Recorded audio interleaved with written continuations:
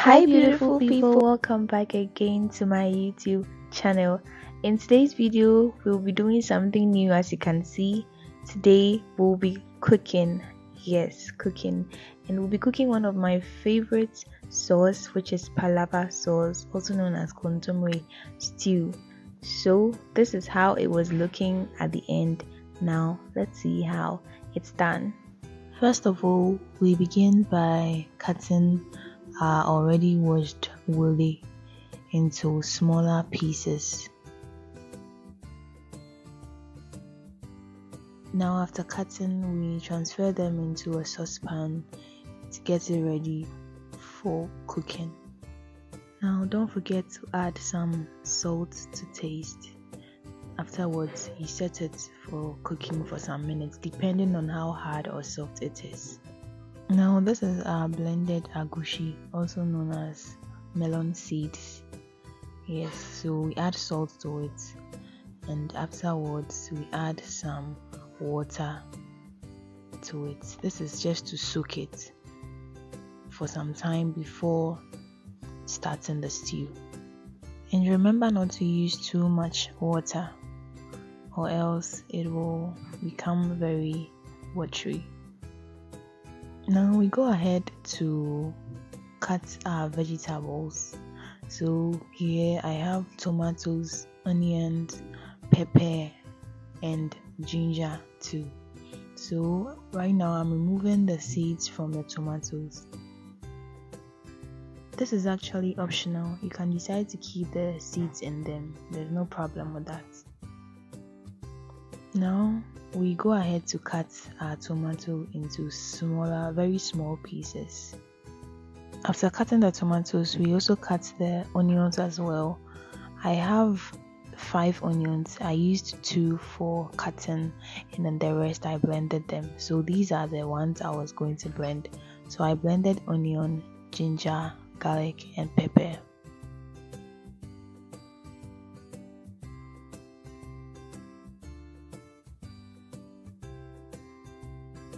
So these are all the ingredients you are going to use.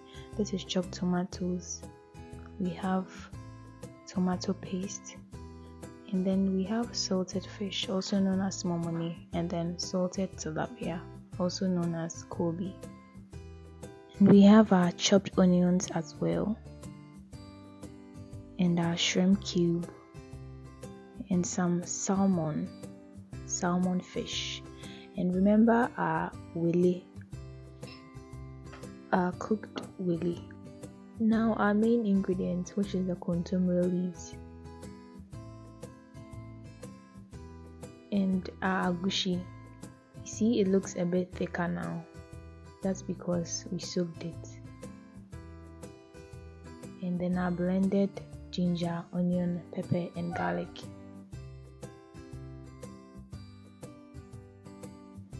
We have our palm oil, also known as zomi, and our mackerel.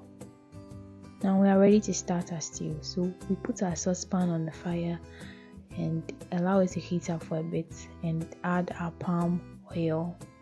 Remember to pour a reasonable amount of palm oil. It shouldn't be too much. Now we allow it to heat up for some few seconds. Then go ahead and fry our salted fish, which is the momone. And remember to keep stirring as it's in the oil so it doesn't burn.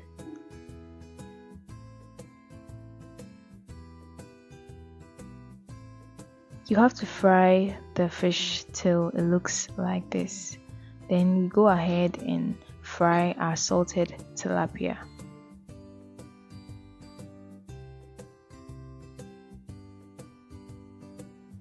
Remember to continue on stirring so that it doesn't burn. So we do the frying for a few minutes.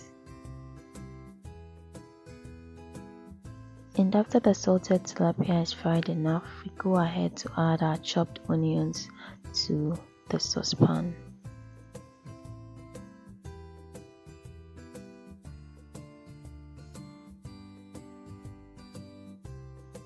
Then we go ahead to stir our onions so that they also don't burn.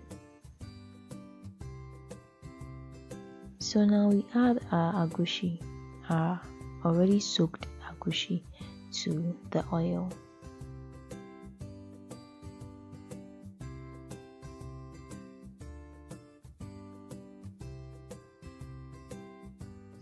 Then we gently stir the egusi in the oil.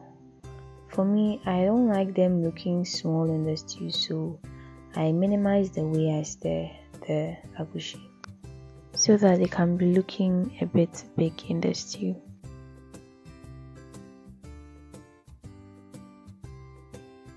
So now we allow the egusi to fry up in the oil for some minutes, then we go ahead to cover it.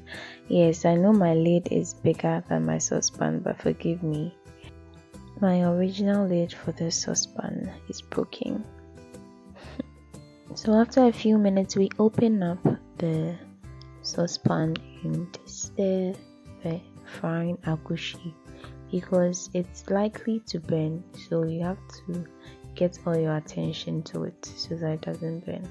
So as you can see, I'm stirring it up gently so that the bits don't become small. And this is optional. You can decide to stir it anyhow you want, depending on how you want your egusi to look in the stew. As you can see, the egusi is fried now, so we go ahead to add our blended onion, garlic, and ginger. Then we stir it all up so that it can mix up evenly. Now we go ahead to add our chopped tomato to the stew.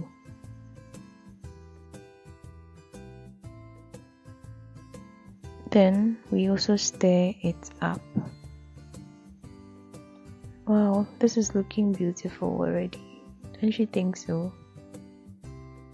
So after this cooks for a while, we go ahead to add our tomato paste to the stew. Oopsie, that fish wasn't supposed to fall there, but it doesn't matter. Let's move on. So yes, we mix the tomato paste in the stew so that it can mix up evenly. So we continue stirring, and as you can see, it's turning a bit reddish. That's because the tomato paste has been mixed up enough in the stew. Wow, this is looking delicious already.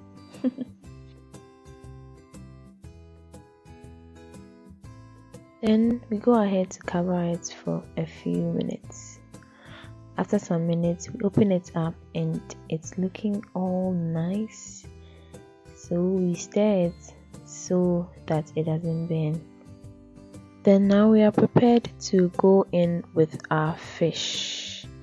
Yes, this is our salmon fish. So we stir it up gently so that it doesn't tear up into smaller pieces. Well, this is optional. You can decide to break them into smaller bits, but this is how I like it. So we cover it up again and wait for some minutes and open it up and stir again. The purpose of stirring is not to let it burn. So now we go in with our mackerel as well. This mackerel is so huge and it's very delicious as well. So I didn't want the mackerel to tear up into smaller pieces, that's why I was stirring around them. But as I said, you can break them down into any size you want. Do you know that without the kontomire leaves, you can go ahead and eat this stew just like this as egusi stew? Well, we are not doing egusi stew, we are doing kontomire stew. So we continue stirring. Then we taste it. But then since there are no spice, we go ahead to add our shrimp cube to the sauce. It's optional, you can decide to use that or not. Any other spice of your choice. So now we go ahead with our salt And we are not adding too much salt because remember we have salted tilapia and salted fish already in the stew, so the stew has a bit of salt already. And now the main ingredient, the kontomire leaves. Some people can decide to boil them before they add it to the stew, but for me this is how I prefer it. So you can try this method, and it's simple as well, and it's also healthy because the nutrients in the leaves go directly into the stew. You don't have to boil it and pour the water away. So we put the leaves bit by bit because as they get into contact with the heat, they shrink up, so we get the chance to add more leaves. So it's a step by step process. And I was stirring this gently because I didn't want my fish to break up. So as you can see, it has shrunk and it's now fitting in the saucepan. So we go ahead to add the rest of the leaves.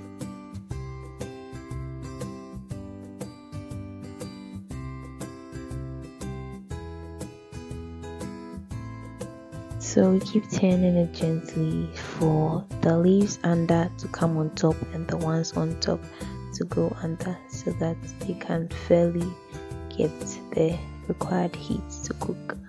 So we cover our saucepan and allow it to cook for a while. Now after a few minutes we open it up and we turn the stew over again so that the heat evenly touches all the parts of the leaves. So we continue stirring it gently, and finally we go ahead to add our last ingredient, which is the willy. We added this last because it's already been cooked. Then we leave it to cook for a few minutes. So as it's cooking, I go ahead to wash my dirty utensils, hoping that after I was done, the stew will also be ready. And voila, it is ready. So this is our final product, which is our Palava sauce. Wow, this is looking so nice. I know you can testify to this. So you can go ahead to eat this stew with kinky rice, boiled yam, boiled plantain, any other thing you want. But for me, I prefer to eat it with cooked rice. So as you can see, I'm serving myself to get ready to eat. At the end of this video, I will add the ingredients I used so that it will be easier for you to purchase them when you want to. You're all invited, guys. Thank you guys for watching this video to the end, and I hope it helps. Kindly do well to give this video a thumbs up, comment and subscribe. You can also share this recipe to your friends as well.